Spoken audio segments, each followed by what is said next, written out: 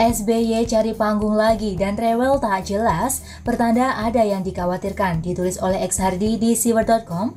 Halo, apa kabar? Bertemu lagi di channel Daily News bersama Suara Rahma.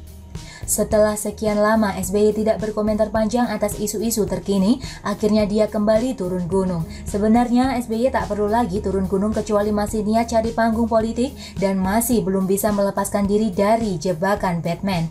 Maksudnya jebakan post-power syndrome. Baru-baru ini SBY menyoroti isu yang berkembang di masyarakat soal ancaman penghinaan presiden di tengah wabah virus corona. SBY melihat munculnya situasi ketegangan antara masyarakat dan pejabat pemerintah. Kedua, saya perhatikan beberapa hari terakhir ini justru ada situasi yang tak sepatutnya terjadi. Apa itu?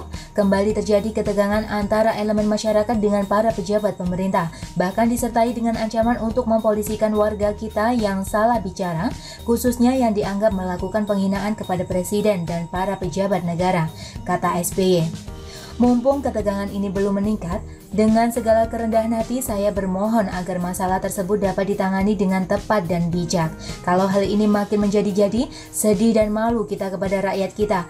Rakyat sedang dilanda ketakutan dan juga mengalami kesulitan hidup karena terjadinya wabah corona ini. Juga malu kepada dunia karena saya amati hal begini tidak terjadi di negara lain, katanya.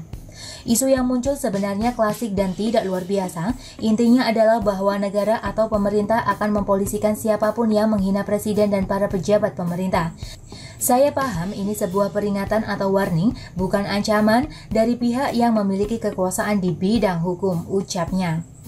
Maaf Pak SBY yang terhormat, maksudnya warga yang mana nih?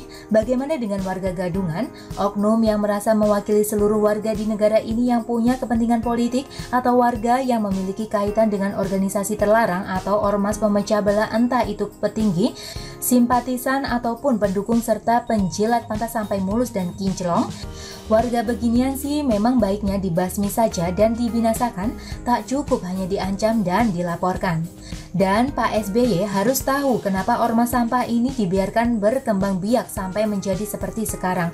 Kalau masih punya cermin di rumah, harusnya dia bakal malu sendiri saat mengatakan ini. Kalau memang bijak, harusnya SBY membahas sisi lain yang lebih berbahaya. Kumpulan orang-orang tak berperi kemanusiaan di saat seperti ini masih doyan menebar hoax, kata-kata, tulisan, serta komentar yang tidak bermoral, bahkan sampai menghina keluarga presiden yang sedang berjuang untuk negara kita. Dan memang benar negara lain tidak begini. Sejak Pilkada DKI tahun 2017 lalu berlanjut hingga ke Pilpres, panasnya politik masih belum mereda. Tensi tetap terjaga. Politik identitas, apalagi politik dibungkus agama oleh orang gila mengaku pemuka agama, menjadi senjata busuk.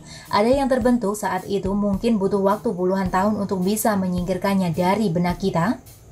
SARA jadi bahan mainan segelintir elit politik. Jadi budaya yang mengakar kuat di kemudian hari mirip korupsi. Adapun yang dilakukan pemerintah selalu saja ada yang menggoreng dan mempolitisasi untuk menggiring rakyat membenci pemerintah. Tidak ada negara lain yang begini. Soalnya langsung dibasmi tanpa bertele-tele.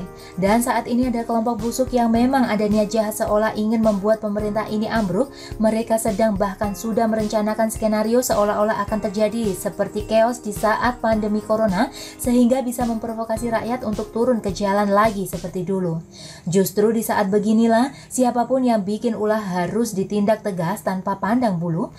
Fokus ke penanganan wabah corona cukup satu, tidak boleh bercabang karena diganggu oleh oknum politisi atau kelompok penjual agama yang memancing di air keruh.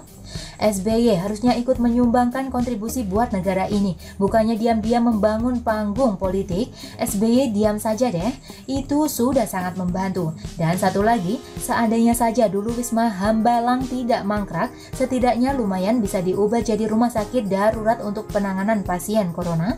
Sekarang jadi candi, tak ada manfaatnya, malah merugikan negara. Biasanya kalau SBY tiba-tiba turun gunung, biasanya ada hal yang bikin dia pusing. Dan bagaimana menurut Anda teman-teman? Silahkan tulis komentar di bawah, jangan lupa like, subscribe, dan share. Artikel ini bisa dilihat secara lengkap di halaman siwer.com. Terima kasih sudah menyaksikan channel Daily News.